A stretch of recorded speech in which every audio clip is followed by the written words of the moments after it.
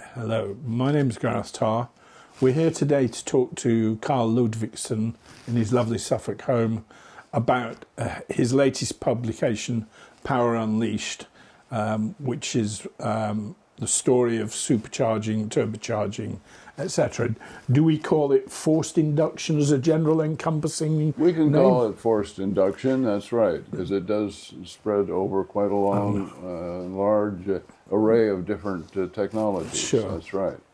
So, Karl, you've written the books, but you had a long career before that in the motor industry. Can you tell us something about your The career? motor industry was part of my activity in life.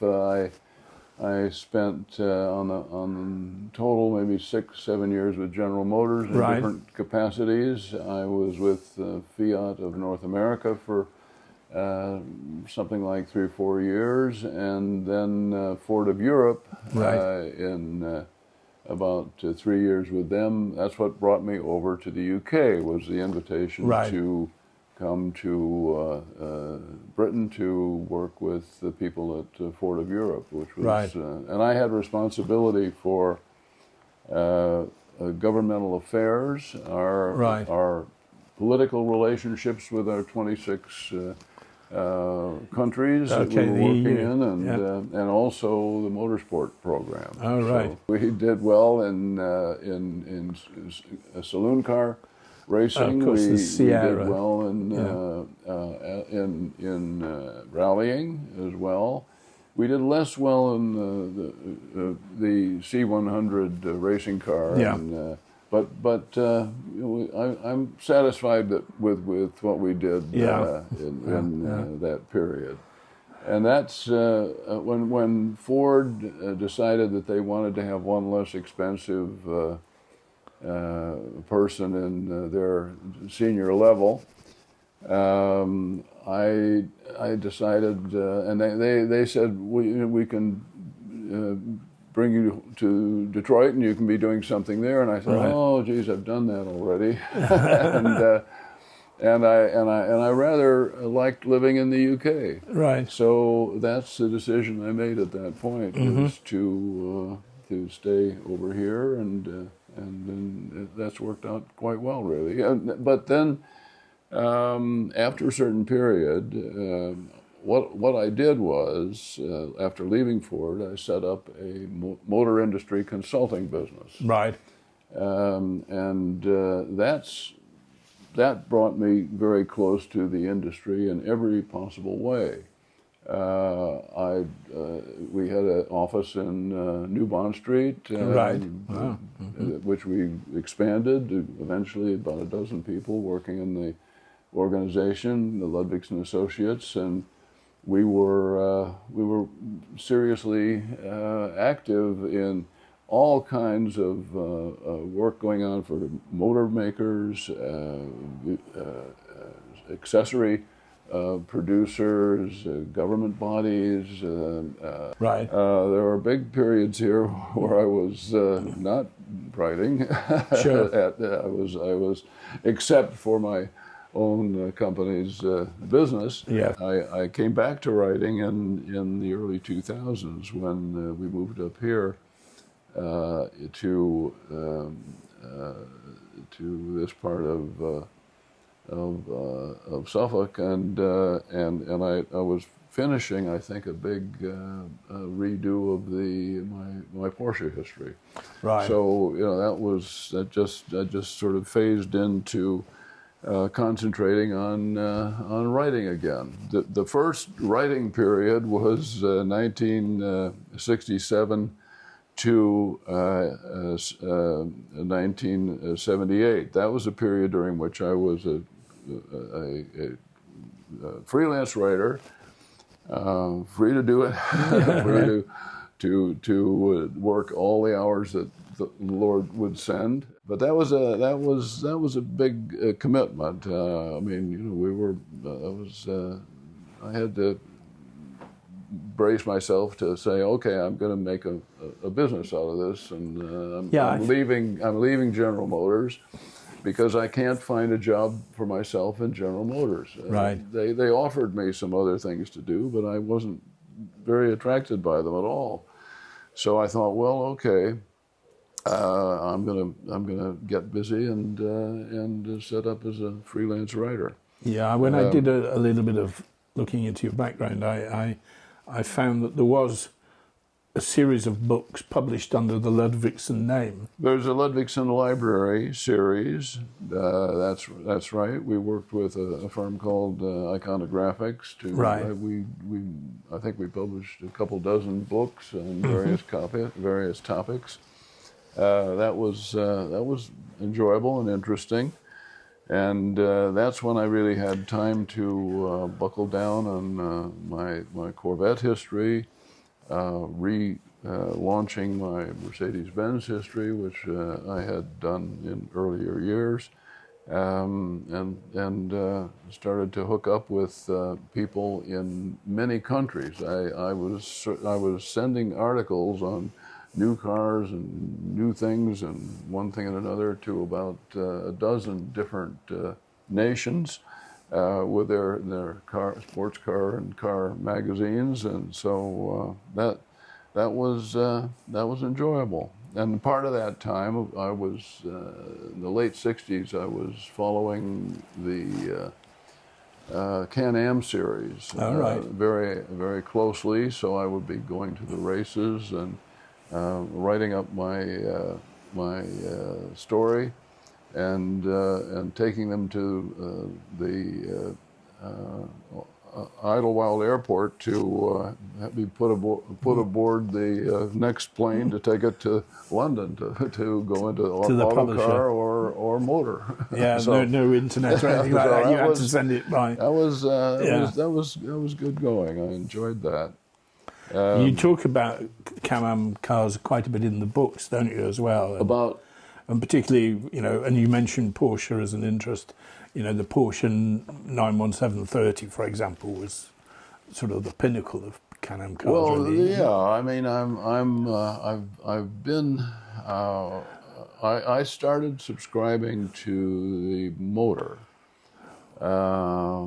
in about 1948, I think it was. Yeah, 1948, and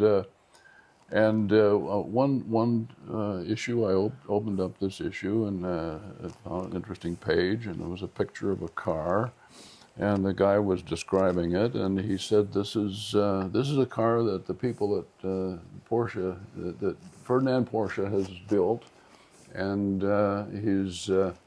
Planning to make a few, and it's quite an interesting little car. And this was the mid-engine original version of what Porsche was trying to do. So that's what became the 356. Yeah. Well, yes, it did. It evolved into the 356 proper, rear engine, not mid-engine. Car, and so that was my beginning. Porsche. Well, who are these guys? So that's I segued into writing a book about Porsche, and my first Porsche book was 888 pages in one volume. So it was good. People liked it. It sold very well, and it's still alive. Now it's 4 volumes, right? And we're trying to figure out how to make a 5th volume if we can. We're working they don't on sit that. still for long, do they, Porsche? We're working on that. So and I'm still close to the Porsche people, and I've had a whole other Porsche-related activity, which is based on the life and work of Ernst Piëch.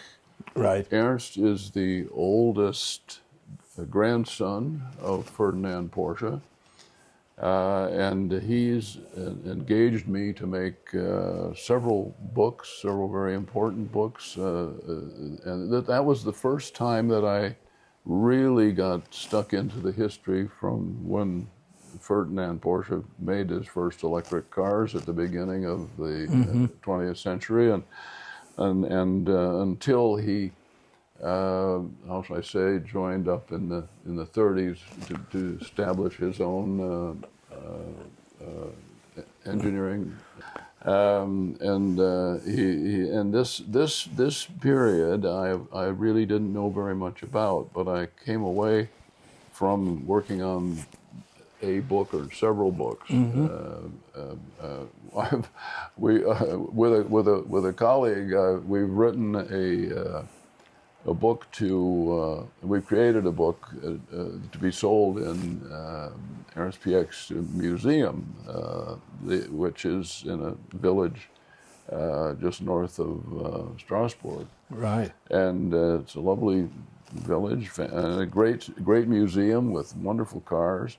He's a little disappointed that he put it at Matze, which is a fair drive away from Salzburg. Right. He says, "Oh, I wish I'd maybe not," but he liked Matze, and right. And it's a lovely area. So right. He's got a lot of the Porsche tractors too. I've seen those at shows and stuff. Yeah. That's an important. I've finally managed to write a story about the Porsche tractors, which I had kind of avoided for a while, but I did, and it's quite useful. In fact, I've been involved this year in the effort to celebrate Ferdinand Porsche's 150th birthday. Right. Which is going to be implemented on the 3rd of September, so it's not too far away. Wow. So that's and a book has been done to celebrate that, and so far it's going to be coming out just in German.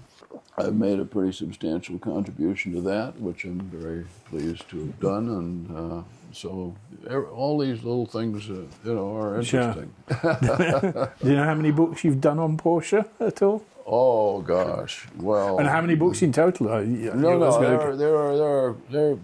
It's mainly my big Excellence Was Expected book. That's right. The one that's that I'm keeping in business.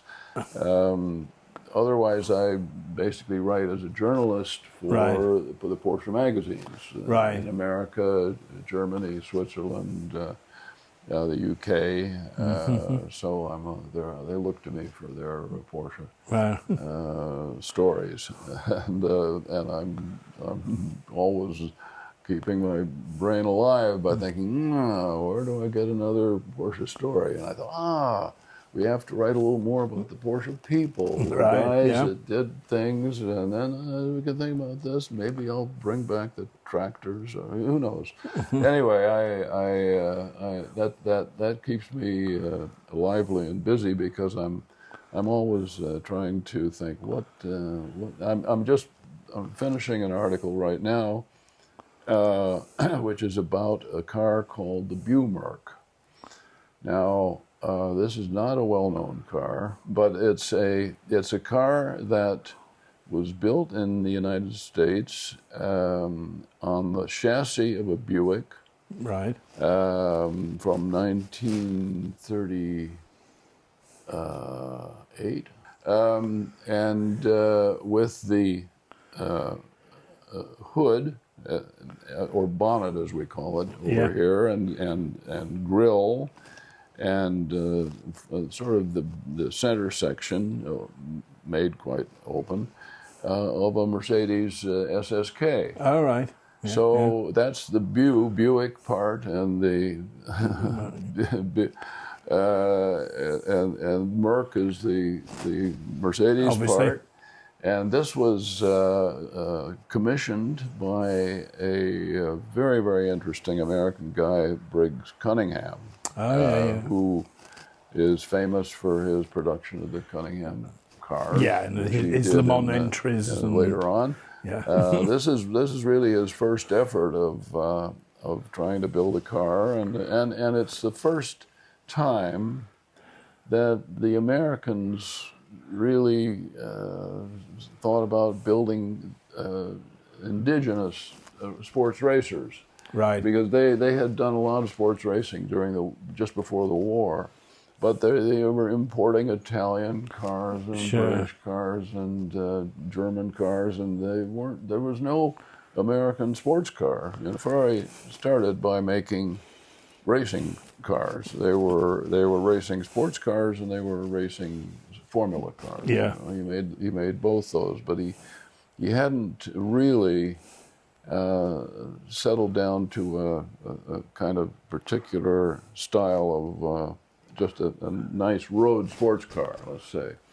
And I'm sure that his contacts with Canetti would have yielded an attempt to do this. Yeah. Sure, yeah. I mean, because so. he in the early days, he only sold road cars to fund his racing activities, really. And he did that for a long time. Yeah, definitely. Yeah. That's right. Well, that's for sure. You know, he looked into he looked into the finances very, very closely all the way along. Sure. That's right. He came out of his relationship with Alfa Romeo with a reasonable amount of money that because of the way that things were structured and the fact that Alfa really needed to pay him off, but this was the wrapping up of the relationship. Just before, I would say just before the war. We didn't know it was before the war at the time, but it was around 1939 into 40, and Alfa Romeo wanted to be shut of Ferrari. Mm-hmm. They wanted to do all the designing and racing themselves, for better or for worse, and in order to extract their work from from Ferrari, they required a certain emolument, and so this was this, as I say, this funded his ability to set up a little business, which he did initially before the war, and that they made a little 8-cylinder sports car that wasn't a Ferrari, but it allowed him to set up business in Maranello and establish a quite nice workshop of machinery and so forth. But the place that the money really came in then was during the war. He made knockoffs of German grinders. Right. Grinders made for producing Used fine quality parts and serve as needed for production. And somebody tipped that to him. He said, you ought to be making some of these grinders that are like this particular brand, and they're in great demand, and nobody's we can't get any now because the Germans are holding up the top of the country, and they're not helping, and so Ferrari said, okay, I'll make grinders, and he did, and they were very, very good. And so that and very costly. Yeah, he charged for these grinders. So this was again the basis of his ability to set up an operation that could start making an actual car. Yeah, it was a big move for him, and they all told him, "You're crazy. There's V12. I mean, this is ridiculous. It's too heavy. It's too complicated. And it wasn't the easiest car to drive, right? Because the first chap who really raced it seriously for Ferrari said, you had to keep it revving very high, and it wasn't always easy to do that. Sure. And there was a very narrow margin of where it could actually produce the needed power. So he faced some challenges in the outset. Right. But quite a guy. Congratulations on a great piece of work, and thank you very much for your time. Thank you for coming by and getting close to this been great. subject. Thanks a lot. Thank you.